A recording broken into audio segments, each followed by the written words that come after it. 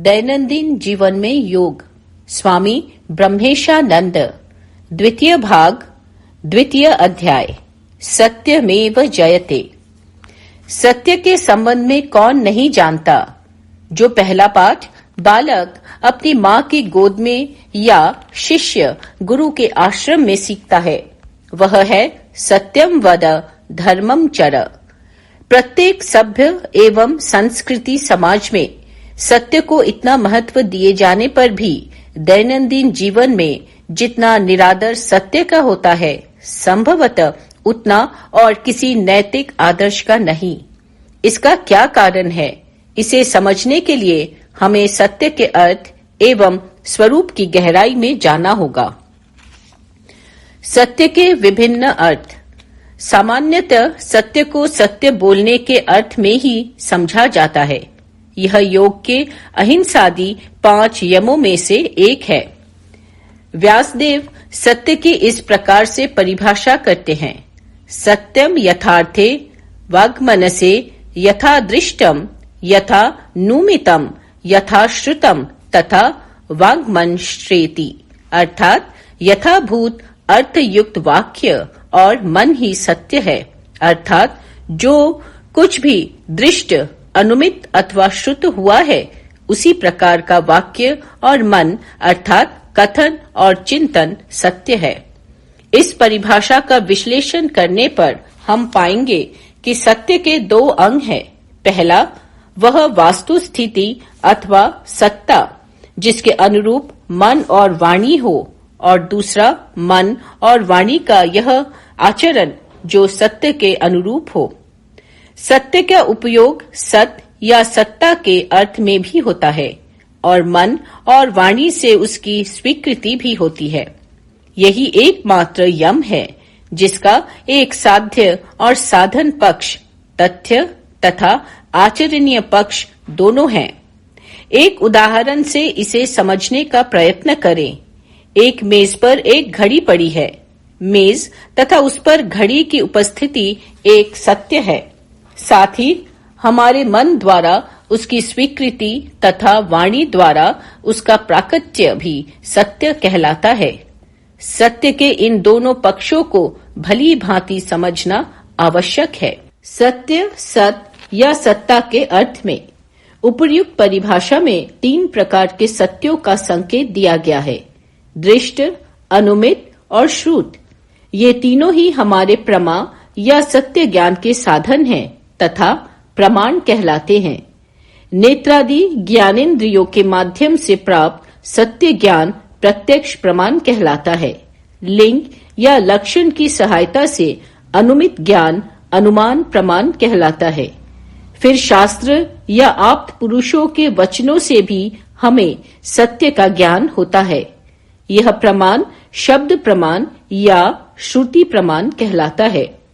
अपनी आंखों से मेज पर पड़ी घड़ी को देखने पर हमें प्रत्यक्ष रूप से सत्य का अनुभव होता है। दूर उठ रहे धुएं को देखकर हम वहां अग्नि का अनुमान करते हैं। यह अनुमित सत्य का दृष्टांत है। किसी के कहे जाने पर कि अमुक मोहल्ले में एक मकान गिर गया इत्यादि उन कथनों पर विश्वास करने पर हम जो ज्ञान प्राप्त करते हैं वह श्रुत सत्य है। सामान्यतः सत्य ज्ञान के ये 3 प्रमाण ही मुख्य रूप से स्वीकार किए गए हैं। लेकिन क्या ये तीनों प्रमाण पूर्ण रूप से त्रुटि रहित है? आसमान नेत्रों से नीला दिखाई देता है, लेकिन सत्य तो यह है कि उसका कोई रंग ही नहीं होता। सूर्य उदित और अस्त होता दिखाई देता है, पृथ्वी के चारों ओर घूमता दिखाई देता है, लेकिन सत्य तो यह है कि पृथ्वी सूर्य के चारों ओर घूमती है। अनुमान प्रमाण भी त्रुटि रहित नहीं है। अगर कोई वाष्प या बादल के टुकड़े को धुआं समझकर यह अनुमान लगाए कि उस स्थान विशेष में अग्नि है, तो उसका यह निर्णय असत्य होगा। शब्द या आप्त प्रमाण भी दोषहीन नहीं है। विभिन्न शास्त्रों में भिन्न भिन्न बातें प्राप्त होती हैं। एक ही वस्तु के बारे में दो व्यक्ति अलग अलग प्रकार की सूचना दे सकते हैं। एक व्यक्ति गिरगिट को लाल देखकर हमें यह कहे कि वह लाल है और दूसरा उसी को हरा देखकर कहे वो हरा है, तो किसकी बात को जाना जाए? एक और उदाहरण ले। हाथी को जानने के लिए 5 अंधे गए। पांचों ने हाथ से उसके विभिन्न अंगों को स्पर्श कर उसके बारे में भिन्न भिन्न धारणाएं बनाई। स्पर्शजन्य इंद्रिय ज्ञान होने के कारण उन्हें हाथी का जो ज्ञान हुआ वह असत्य तो नहीं कहा जा सकता, लेकिन उसे पूर्ण सत्य भी नहीं कहा जाता। सत्य का काल तथा अवस्था के साथ भी संबंध है। स्वप्नावस्था में स्वप्न हमें सत्य प्रतीत होता है, लेकिन जागृतावस्था में वह नहीं रहता और गाढ़ी निद्रा में तो स्वप्न और न ही जागृतावस्था का जगत ही रह जाता है। उपर्युक्त विचार, इसका सारांश यह है कि सत्य देश, काल, अवस्था, व्यक्ति आदि पर निर्भर करता है। निरपेक्ष सत्य नाम की कोई वस्तु या चीज नहीं है, लेकिन हमारे दैनंदिन जीवन का कार्य इन सापेक्ष सत्यों के आधार पर ही चलता रहता है। इसे शास्त्रीय या दार्शनिक भाषा में व्यवहारिक सत्य कहते हैं। हम अपने प्रमाणों से किसी निरपेक्ष सत्य को नहीं जान सकते। हमारे ज्ञान गम्य सभी सत्य सापेक्ष होते हुए भी ऋषि मनीषियों का कहना है कि एक सत्य इन सब से निरपेक्ष भी है। वह जो देश, काल, व्यक्ति अथवा अवस्था से प्रभावित नहीं होता। यह सत्य सत्ता मात्र रूप से सर्वत्र सर्वावस्थाओं में विद्यमान रहता है। इसे ही पारमार्थिक सत्य कहा जाता है। यही सत्य या परमेश्वर भी है। इन दोनों सत्यों के अतिरिक्त एक और सत्य भी है जो प्रातिभासिक सत्य कहलाता है। जैसे अंधेरे में पेड़ के एक ठूंठ को बच्चा भूत समझ ले, उसे ही चोर पुलिस समझे तथा चोर को खोजने वाले पुलिस चोर ही समझ बैठे। रस्सी को सर्प समझना, रेगिस्तान में मरीचिका का भ्रम आदि इसी प्रातिभाषिक सत्य के दृष्टांत हैं। एक और दृष्टांत ले। एक ही स्त्री पुत्र के लिए माता, पति के लिए पत्नी, भाई के लिए बहन तथा पिता के लिए पुत्री है। हाड़ मांस से निर्मित एक ही स्त्री मनस्थिति एवं संबंध के अनुसार भिन्न भिन्न हो गई। इसका अर्थ यह हुआ कि स्त्री की एक तो यथार्थ ईश्वर द्वारा निर्मित सत्ता है और दूसरी मनोमयी मानव निर्मित सत्ता भी है। उपर्युक्त विश्लेषण से यह स्पष्ट हो जाएगा कि प्रत्येक वस्तु के 2 रूप होते हैं। एक तो उसका वास्तविक रूप या सत्ता और दूसरा उसका वह रूप जो हमें इंद्रियों एवं मन के माध्यम से ज्ञात होता है। स्वामी विवेकानंद इसे समझाने के लिए गणित की सहायता लेते हैं।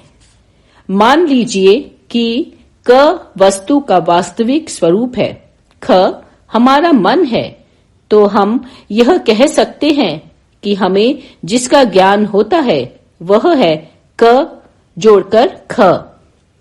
उपर्युक्त दार्शनिक विश्लेषण सत्य की साधना की दृष्टि से अत्यंत महत्वपूर्ण है। सत्य वचन सत्य पालन का उद्देश्य है। उस पारमार्थिक सत्य का साक्षात्कार करना जो वस्तु का स्वभाव है, वस्तु स्वरूपतः जैसी है तथा जिसे हमने उपर्युक्त विश्लेषण में क कहा, लेकिन उसका साधन तथा आचरण व्यवहारिक सत्य को लेकर ही होगा। यानी व्यवहारिक सत्य के सहारे हमें पारमार्थिक सत्य तक पहुंचना है। जितनी मात्रा में हम अपने मन एवं इंद्रियों की तथा अपने प्रत्यक्षानुमादी प्रमाणों की सीमा के ऊपर उठने के समर्थ होंगे, उतनी ही मात्रा में हम पारमार्थिक सत्य के निकट पहुंच सकेंगे। जितनी मात्रा में हमारा मन पवित्र होगा, उतनी ही मात्रा में हम सत्य पालन एवं सत्य में प्रतिष्ठित होने में सफलता प्राप्त कर सकेंगे। इससे यह भी स्पष्ट हो गया कि व्यावहारिक एवं प्रातिभासिक सत्य के केवल आंशिक रूप से सत्य होने के कारण सत्य की साधना कभी भी त्रुटिहीन या पूर्णतया दोषहीन नहीं हो सकती। यही कारण है कि शास्त्रकारों ने सत्य साधना के विषय में अनेक शर्तों का उल्लेख किया है, जिनकी चर्चा नीचे की जाएगी। आधुनिक युग के सत्य के सबसे महान पुजारी महात्मा गांधी के अनुसार सत्य परमात्मा का श्रेष्ठतम नाम है। उनके अनुसार सत्य ही भगवान है। सत्य शब्द का अर्थ अस्तित्व है तथा जहाँ यह सत्य है वहाँ ज्ञान और आनंद भी है। जो सत्य है वही ज्ञान और वही आनंद भी है। सत्य या सत्य के प्रति आस्था और विश्वास होना, उसी को केंद्र बनाकर जीवन यापन करना ही हमारे समग्र जीवन का एकमात्र लक्ष्य या उद्देश्य होना चाहिए। इसी में मानव जीवन की सार्थकता है। महात्मा गांधी का यह निश्चित मत है कि यदि हम इस सत्य स्वरूप परमात्मा को केंद्र बनाकर कार्य करें, तो नैतिकता के अन्य समग्र नियमादि अपने आप ठीक हो जाएंगे। सत्य पालन के बिना अन्य यम नियमों का पालन असंभव है। यह सत्य तो पारसमणि या कामधेनु के समान है, क्योंकि इसमें प्रतिष्ठित होने पर समय ज्ञान की प्राप्ति हो सकती है। सत्य की साधना। सत्य के स्वरूप की उपयुक्त चर्चा के बाद अब हम सत्य की साधना की जटिलताओं को समझने का प्रयत्न करेंगे। श्री रामकृष्ण के कथानुसार सत्य की काली काल की तपस्या है। श्रीमद् भागवत के अनुसार भी तप, शौच, दया और सत्य, इन 4 चरणों में से एकमात्र सत्य रूप चरण ही कलियुग में धर्म को धारण करता है। सत्य पालन कायिक, वाचिक तथा मानसिक तीनों रूपों में करने पर ही पूर्ण कहा सकता है।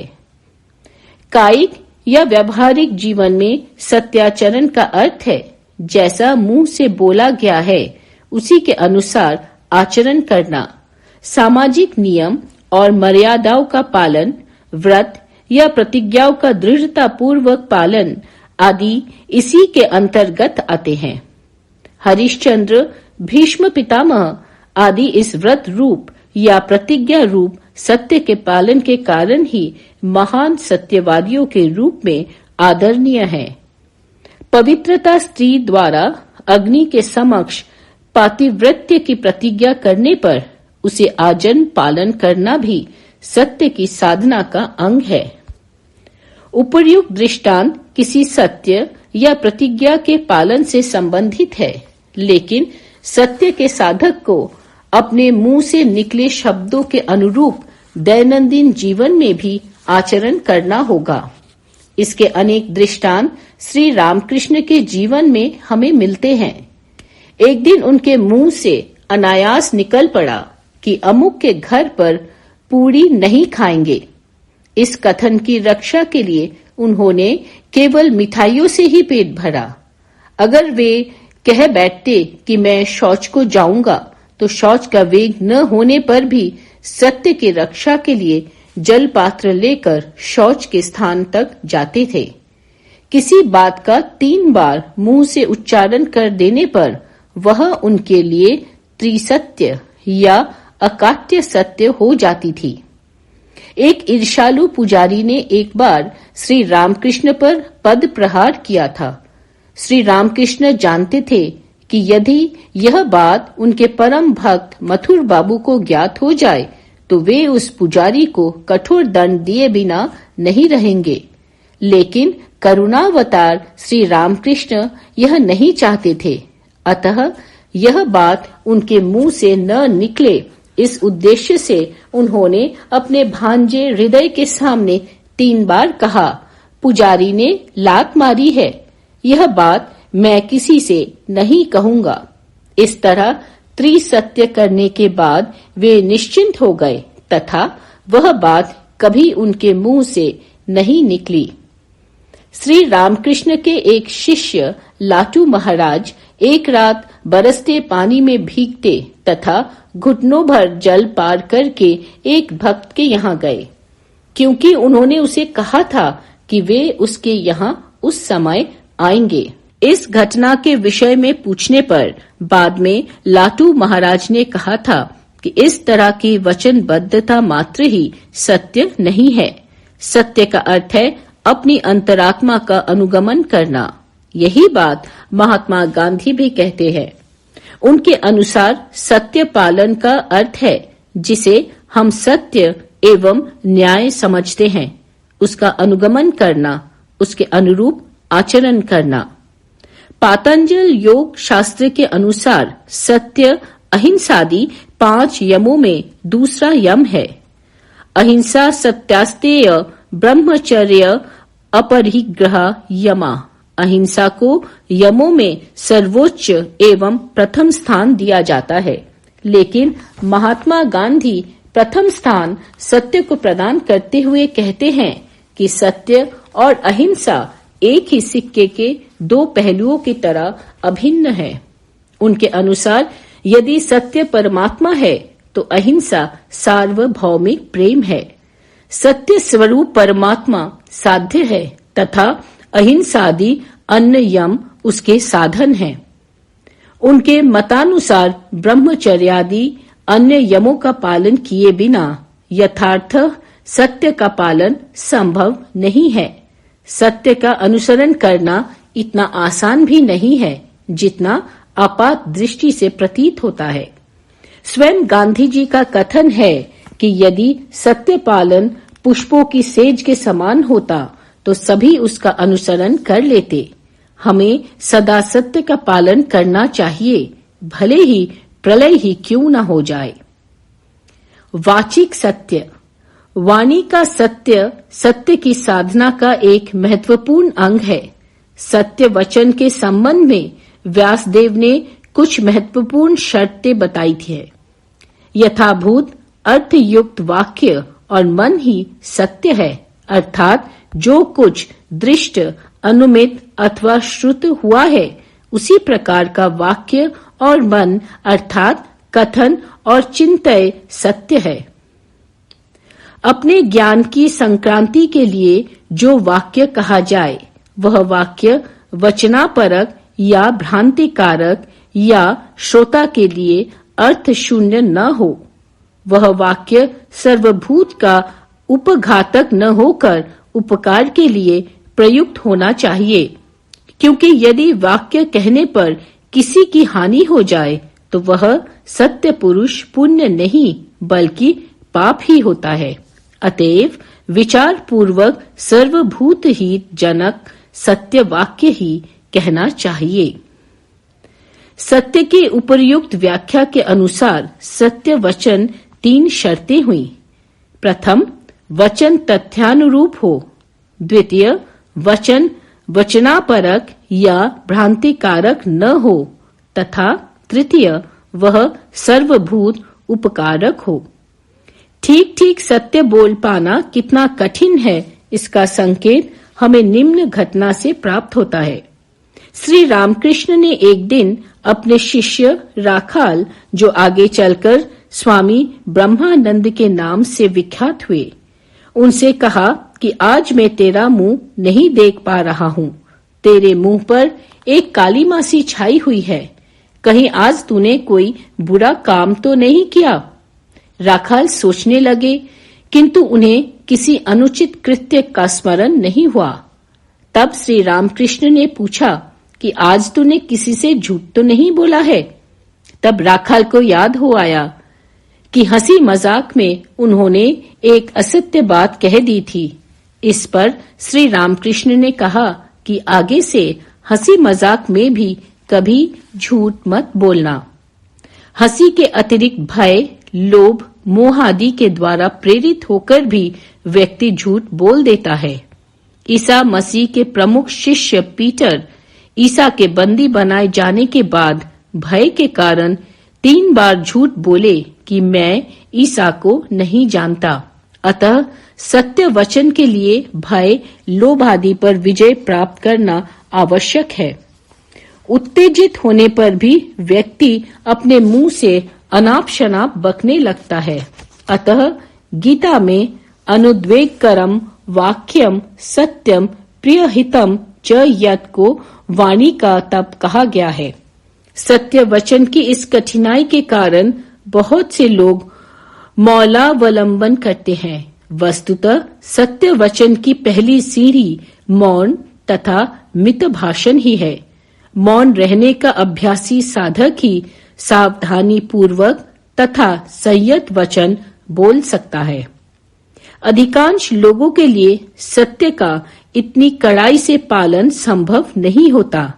ऐसे लोगों के लिए जैन शास्त्रों में सत्य अणुव्रत के पालन का विधान है, जिसके अनुसार स्थूल मिश्रा वाचन का त्याग किया जाता है। झूठी गवाही नहीं देना, किसी का रहस्योद्घाटन न करना, कूट लेखन या जाली दस्तावेज प्रस्तुत नहीं करना, कन्या, भूमि आदि के विषय में असत्य भाषण न करना इत्यादि इसके अंतर्गत आते हैं। ये प्रारंभिक नियम मात्र है।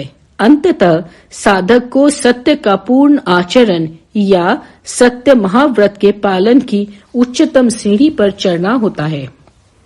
महाभारत के युद्ध में युधिष्ठिर द्वारा कहा गया अश्वत्थामा हतः वचनापरक वाक्य के अंतर्गत होने के कारण असत्य की श्रेणी में ही आता है। अधूरा वाक्य कहना, पूर्ण तथ्यों को न कहकर कुछ तथ्य कहना तथा कुछ छिपा जाना आदि बातें भ्रांति पैदा कर सकती है। अगर हिंदी न जानने वाले व्यक्ति को हिंदी में सत्य वचन कहा जाए तो वह सत्य होते हुए भी उसके लिए अर्थहीन होगा। अतः वह सत्य की श्रेणी में नहीं आ सकता। सत्य और शील। सत्य वचन की तीसरी और सबसे महत्वपूर्ण शर्त सर्वभूतों का उपकार है। इसी को गीता में सत्यम प्रियहितम कहा गया है। सत्य विषयक प्रसिद्ध श्लोक में भी इस बात को बलपूर्वक कहा गया है। सत्यम ब्रूयात प्रियम ब्रूयात मा ब्रूयात सत्यम प्रियम प्रियम च नानृतम ब्रूआदेश धर्मः सनातनः। अर्थात सत्य बोलो, प्रिय बोलो, अप्रिय सत्य मत बोलो, प्रिय असत्य का भी भाषण न करो, यही सनातन धर्म है।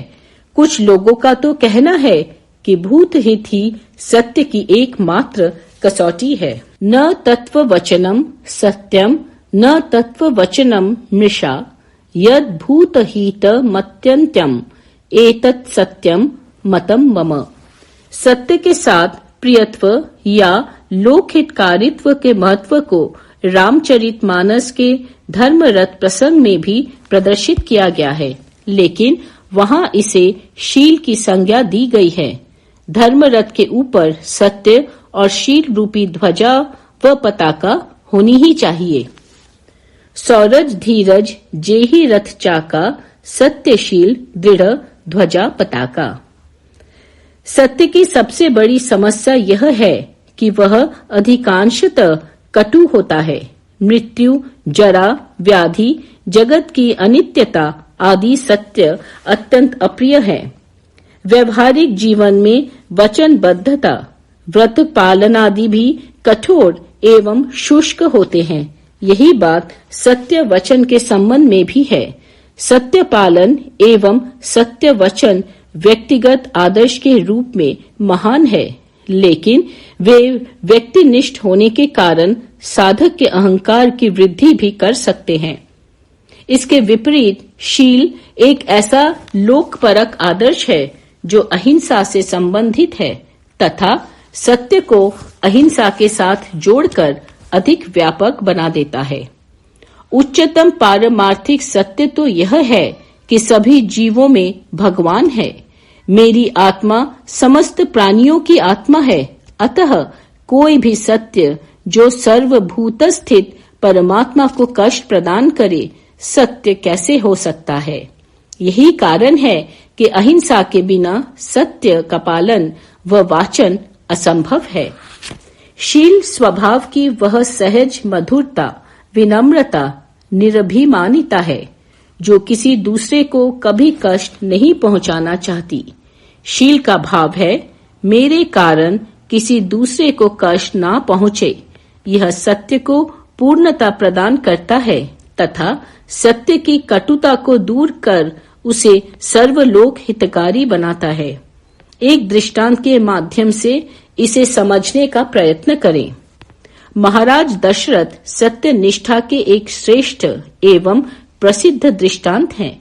उन्होंने अपने व्यक्तिगत सत्य की रक्षा के लिए राम को तथा अपने प्राण भी त्याग दिए, लेकिन उन्हें यह भय भी था कि ऐसा न करने से कहीं व्रतभंग का कलंक न लगे।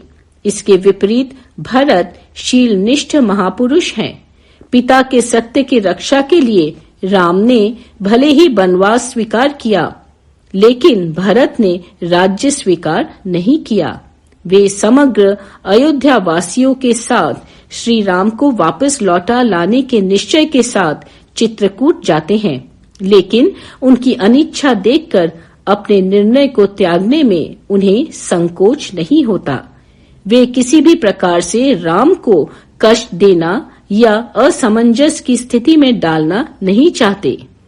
वे राम के विरह में दशरथ की तरह शरीर त्याग नहीं देते, बल्कि अयोध्या के समग्र प्रलोभनों के बीच निर्लिप्त राम का बिछोह सहते हुए तपस्वी का सा जीवन व्यतीत करते हैं।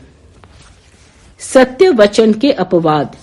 प्रत्येक महान नियम या आदर्श के अपवाद भी होते हैं। अति प्राकृत लोगों अथवा बालकों को समझाने के लिए कभी कभी अर्ध सत्य या असत्य का आश्रय भी लेना पड़ता है।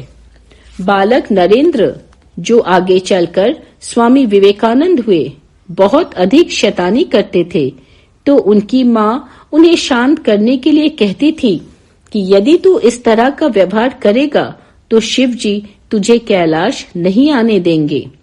नरेंद्रादि बालक एक बगीचे के पेड़ों पर चढ़कर बहुत उछलकूद किया करते थे। उन्हें इससे विरत करने के लिए एक वृद्ध का कहना कि वृक्ष पर रहने वाला ब्रह्म दैत्य तुम्हारा सिर फोड़ देगा, यह भी इसी प्रकार के वचन का दृष्टांत है। पुराणों की अतिशयोक्तियां एवं अर्थवादादि किसी उच्चतर सत्य विशेष को समझाने के लिए असत्य के आश्रय के दृष्टांत हैं। श्री रामकृष्ण की रुग्णावस्था में माँ शारदा दूध को गर्म कर गाढ़ा करके पिलाती थी, जिससे उन्हें यह पता न चलता कि वे कितना दूध पीते हैं। इस प्रकार के प्रेम एवं कल्याण कामना से प्रेरित प्रवंचनापरक कार्य सत्य के विरोधी नहीं है। महाभारत के युद्ध में श्री कृष्ण के अनेक कार्य इसी श्रेणी में आते हैं। इन सभी कार्यों के पीछे उद्देश्य की सत्यता को कारण आचरण की सत्यता का निर्धारण किया गया है। मानसिक सत्य, मन मुख एक करना। जब साधक व्यवहारिक और वाचिक सत्य के पालन में अग्रसर होता है तो कुछ समस्याएं उसके समक्ष उपस्थित होता है। सर्वप्रथम तो उसे अपने सभी कार्यों में अत्यधिक सतर्क होना पड़ता है, जिससे वह सत्य विरोधी कार्य न कर बैठे। यह उसके लिए एक प्रकार का तप है, जिससे उसकी इच्छा शक्ति बलवती होती है। वस्तुतः निष्ठा पूर्वक की गई सत्य की साधना साधक को मानो एक नए भाव राज्य में प्रवेश कराती है। अपने सामान्य प्रमादपूर्ण लापरवाही से बीतने वाले जीवन को परिवर्तित करने का इस तरह का प्रयत्न अंतर्द्वंद्वों की सृष्टि करता है।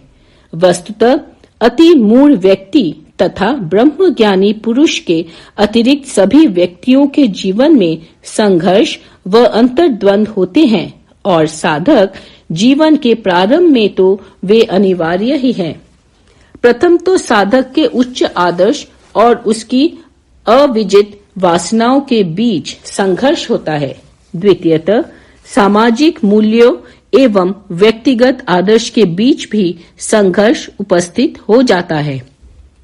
ये द्वंद्व विविध प्रकार से अभिव्यक्त होते हैं।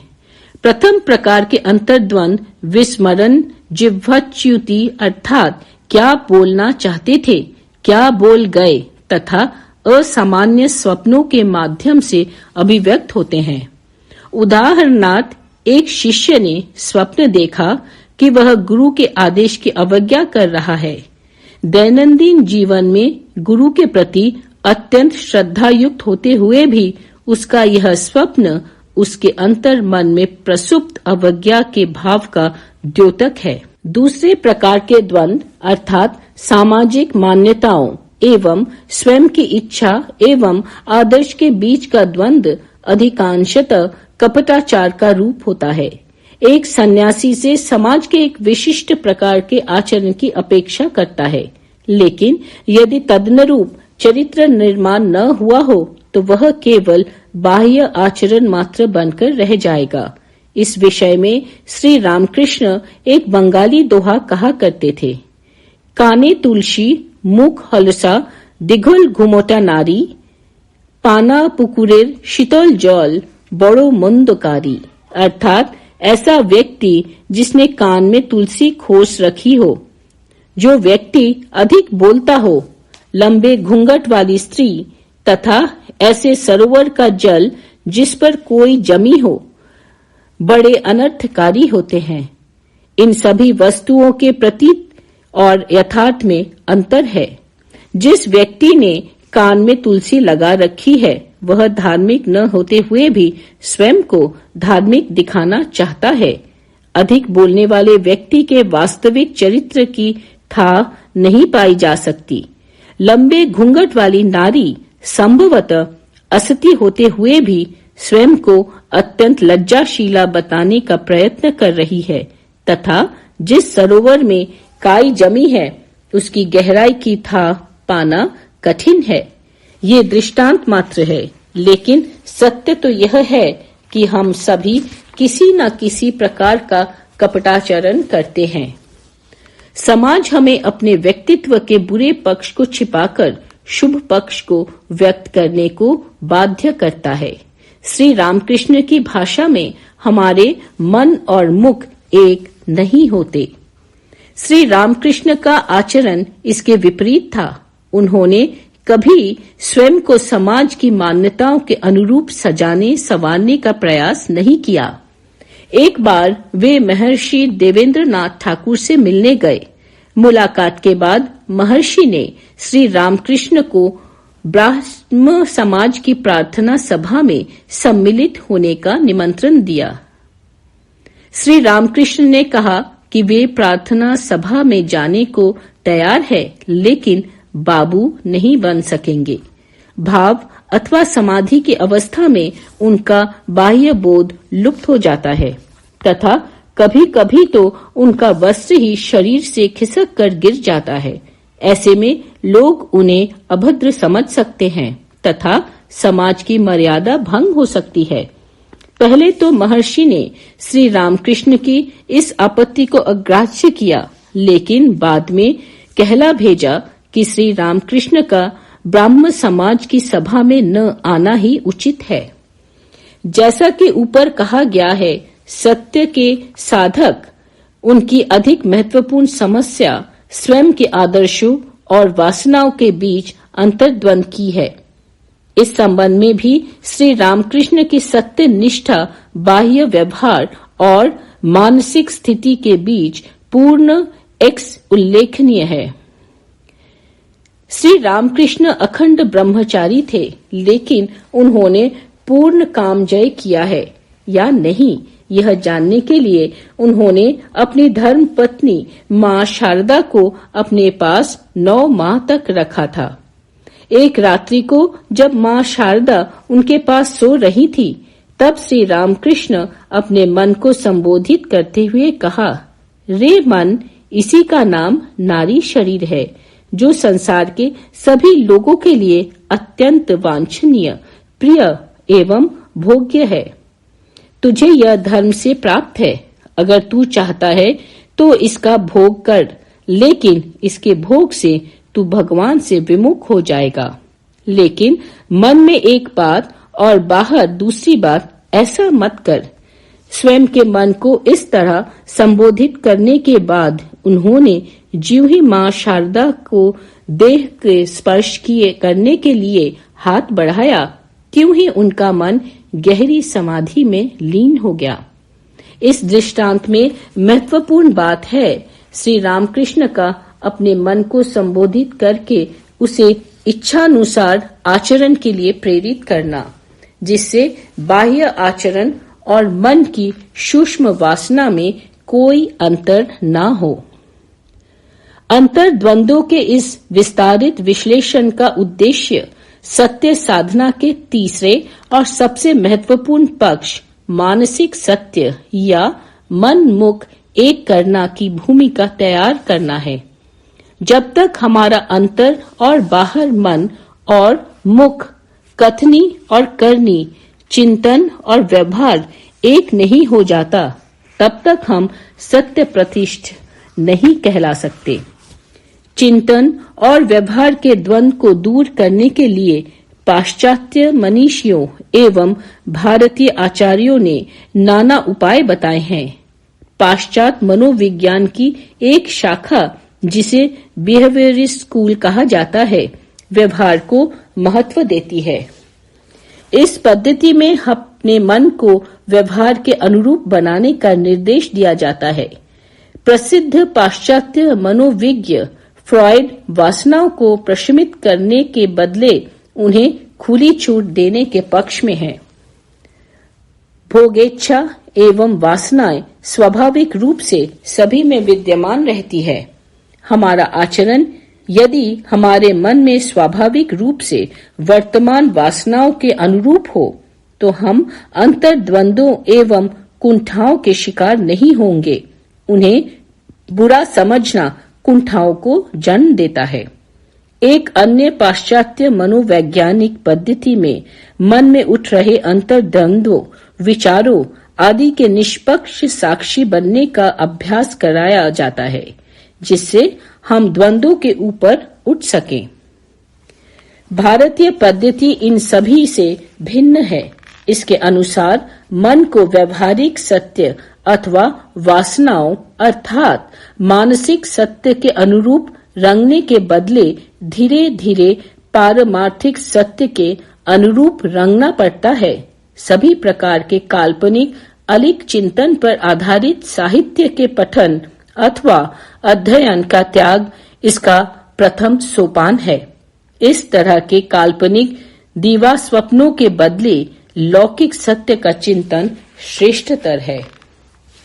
लेकिन धीरे धीरे इसे भी त्याग कर सत्य के साधक को सदा सर्वदा केवल पारमार्थिक सत्य के चिंतन में लगे रहना चाहिए, जिससे वह अपने मन को पूरी तरह उससे रंग सके। मानसिक सत्य साधन का एक युक्ति संगत उपाय पातंजल योग सूत्र में वर्णित है। हम नियमादि के पालन के विरोधी विचार जब मन में उठे तो उन्हें दूर करने के लिए प्रतिपक्ष भावना करें। वितर्क बाधने प्रतिपक्ष भावनम। हिंसा, असत्य, चोरी, परिग्रह तथा अब्रह्मचर्य वितर्क बाधाएं हैं। इनकी वृत्तियां या विचार अहिंसादि के साधक के मन में उठकर उसकी साधना में विघ्न उपस्थित करती हैं। इन्हें दूर करने के लिए प्रतिपक्ष भावना अर्थात हिंसादि के दुष्परिणामों का चिंतन करना चाहिए। असत्य बोलने से व्यक्ति के मन में भय का संचार होता है। एक असत्य को छिपाने के लिए दूसरा असत्य बोलना पड़ता है। असत्य के प्रकट होने पर व्यक्ति के प्रति विश्वास नष्ट हो जाता है तथा मित्रता की क्षति एवं शत्रुता की वृद्धि होती है। इस तरह के चिंतन द्वारा सत्य के प्रति आस्था दृढ़ होती है तथा मन और मुख एक होता है। इसके साथ ही साथ भीष्म, हरिश्चंद्र, राम, युधिष्ठिर आदि महान सत्यव्रती महापुरुषों के जीवन एवं चरित्र का अनुध्यान कर सत्य के प्रति अपनी निष्ठा को दृढ़ करना चाहिए। सत्य प्रतिष्ठा। सत्यमेव जयते, सत्य की जय होती है। इस औपनिषदीय कथन की व्याख्या करते हुए श्री शंकराचार्य कहते हैं कि सत्याचरण करने वाले की जय होती है। आपाततः भले ही समाज में असत्यवादी तथा अधर्मियों की विजय होती दिखाई पड़े, लेकिन अंततोगत्वा सत्यवादी की ही जय होती है। इतिहास पुराण के सैकड़ों उपाख्यान इसी सिद्धांत का प्रतिपादन करते हैं। पातंजल योग सूत्र के अनुसार सत्य में प्रतिष्ठित होने पर वाक्य क्रियाफल के आश्रयत्व गुणों से युक्त होता है। सत्य प्रतिष्ठायाम क्रियाफलाश्रयत्वम। ऐसे सत्य प्रतिष्ठित व्यक्ति के तुम धार्मिक हो जाओ कहने से कहा जाने वाला व्यक्ति धार्मिक हो जाता है। तुम स्वर्ग प्राप्त करो कहने पर व्यक्ति स्वर्ग प्राप्त करता है। सत्य प्रतिष्ठित व्यक्ति के वाक्य अमोघ हो जाते हैं। यह सत्य प्रतिष्ठा जनित फल वस्तुतः प्रबल इच्छा शक्ति का द्योतक है। जिस व्यक्ति ने 12 वर्ष तक मन, वचन एवं शरीर से सत्य का पालन किया हो, जिसके वाक्य तथा चिंतन सदा यथार्थ विषयक रहे हों, जो अपनी जीवन रक्षा के लिए भी कभी झूठ का आश्रय लेने की बात सोचता तक नहीं हो, उसमें अमोघ इच्छा शक्ति का विकास होता है। उस व्यक्ति के सरल सत्य वाक्य का श्रोता के मन पर सीधा प्रभाव पड़ता है और वह उसे स्वीकार करने तथा तदनुरूप आचरण करने को बाध्य होता है। यह पूछा जा सकता है कि सत्य प्रतिष्ठ व्यक्ति यदि यह कहे कि मिट्टी जल हो जाए, सूर्य पश्चिम से उगने लगे, तो क्या ऐसा होने लगेगा? इसका उत्तर यह है कि जिस व्यक्ति ने कभी असत्य अलिक का चिंतन ही न किया हो, वह कभी स्वयं की सामर्थ्य के बाहर तथा प्रकृति के नियमों के विरुद्ध बोल ही नहीं सकता। ऐसा भी कभी कभी कहा जाता है कि सत्य प्रतिष्ठ व्यक्ति के मुंह से अनजाने में भी जो बात निकलती है वह सत्य हो जाती है। यह कथन भी सत्य की साधना का रहस्य न समझने के कारण ही है। हम पहले ही देख चुके हैं कि सत्य के साधक को प्रतिक्षण कितना सतर्क होना पड़ता है। जिस व्यक्ति ने 12 वर्ष तक दिन रात अत्यंत सजग एवं प्रमाद रहित रहकर असत्य चिंतन एवं वचन का त्याग किया हो, वह क्या अनजाने में भी कभी असत्य बोल सकता है? वस्तुतः उसके इस प्रकार के वाक्य उसकी सत्य अंतर्दृष्टि तथा प्राप्त भविष्य ज्ञान के बही प्रकाश मात्र है। वरदानों और अभिशापों को भी इसी दृष्टि से देखा जा सकता है। सिद्ध महापुरुष अपनी साधना द्वारा अर्जित अंतर्दृष्टि की शक्ति से अभिशप्त या अनुकंपित व्यक्ति के पूर्व कर्मों तथा उसके अवश्यम भावी परिणामों को जानकर उसी के अनुरूप वचन बोलते हैं, जो कालांतर में फलीभूत होते हैं। सत्य द्वारा विजय तथा अर्थ फलाश्रयत्व को सत्य पालन के अवान्तर फलों के रूप में ग्रहण करना चाहिए, क्योंकि सत्य अपने आप ही लक्ष्य है। वह साधन और साध्य दोनों ही है। यही कारण है कि श्री रामकृष्ण धर्म अधर्म, पाप पुण्य, कर्म अकर्म आदि सभी माँ जगदम्बा को समर्पित कर सकते थे, किंतु सत्य और असत्य का समर्पण नहीं कर सके। सत्य तो समस्त सद्गुणों का आधार है।